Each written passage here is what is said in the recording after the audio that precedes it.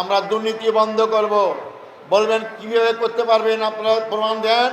আপনার ক্ষমতা দেওয়ার আগে তো অনেক ভালো কথাই সবাই বলে। আমি বলি 2001 সাল থেকে 2006 সাল ফিরে যান, যেরকম যে নেতৃত্বে 4 দলীয় নির্বাচন আমরা সরকার গঠন করেছিলাম। 40-50 জন মন্ত্রীর মধ্যে আমাদের 2 জন মন্ত্রী ছিল। তৎকালীন আমির জামাত মৌলানা মতিউর রহমান নিজামী প্রথমে ছিলেন কৃষিমন্ত্রী, পরে শিল্পমন্ত্রী, এরপর আলী হাসান মুজাহিদ সমাজ কল্যাণ মন্ত্রী। আপনারা জানেন আমাদের ক্ষমতা ছাড়ার পর সমস্ত দলের রাজনৈতিক এমপি মন্ত্রীদের বিরুদ্ধে দুর্নীতির মামলা হয়েছিল, সাজা খেলেছেন, তাদের রায় হয়েছিল। কিন্তু তন্ন তন্ন করে খুঁজেও এই 2 মন্ত্রীর বিরুদ্ধে 1টি টাকা তসরুপের 1টি টাকা তারা মানে আত্মসাৎ করার কোনো অভিযোগ দায়ের করতে পারে নাই এবং প্রমাণ করতে পারে নাই। যে 2 মন্ত্রী মন্ত্রিত্ব করা অবস্থায় 5 বছরে দেশের সম্পদ লুটপাট করেনি, দুর্নীতি করেনি, যার কারণে সেই সময় তাদের সুনাম হয়েছিল, যার কারণে মানুষ জানতো যে এরা দুর্নীতিমুক্ত।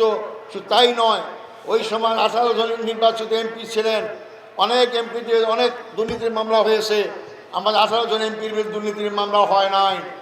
তাই আমরা প্রমাণ করেছি আমরা দায়িত্ব পেলে জনগণের খেদমত করি, দায়িত্ব পেলে জনগণের সম্পদ লুটপাট করি না, দায়িত্ব পেলে সরকারের সম্পদ লুটপাট করি না, সরকারি সম্পদ জনগণে পৌঁছে দিয়ে যায়, জনগণের খেদমতের সেবা কাজে আমরা লাগাই, কল্যাণে আমরা কাজে লাগাই।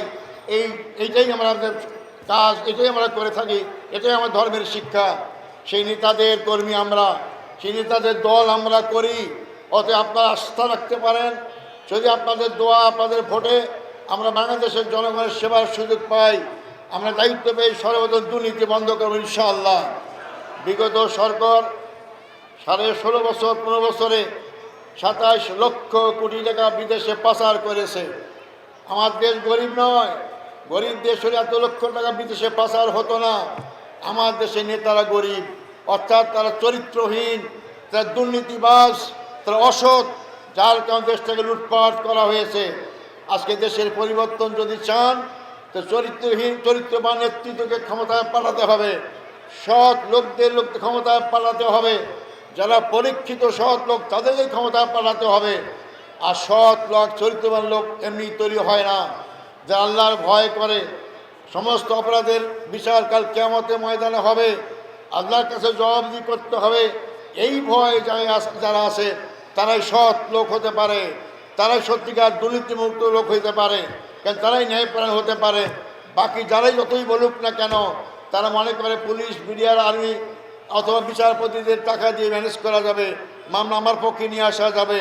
কিন্তু তারা এটা মনে করে না যে আল্লাহকে ম্যানেজ করতে পারবে না, জামাত ইসলামী আল্লাহকে ম্যানেজ করতে পারবে না। জেনেই আমরা দুর্নীতিমুক্ত নিজেরা থাকতে চাই এবং সমাজ রাষ্ট্রকে দুর্নীতি করতে চাই।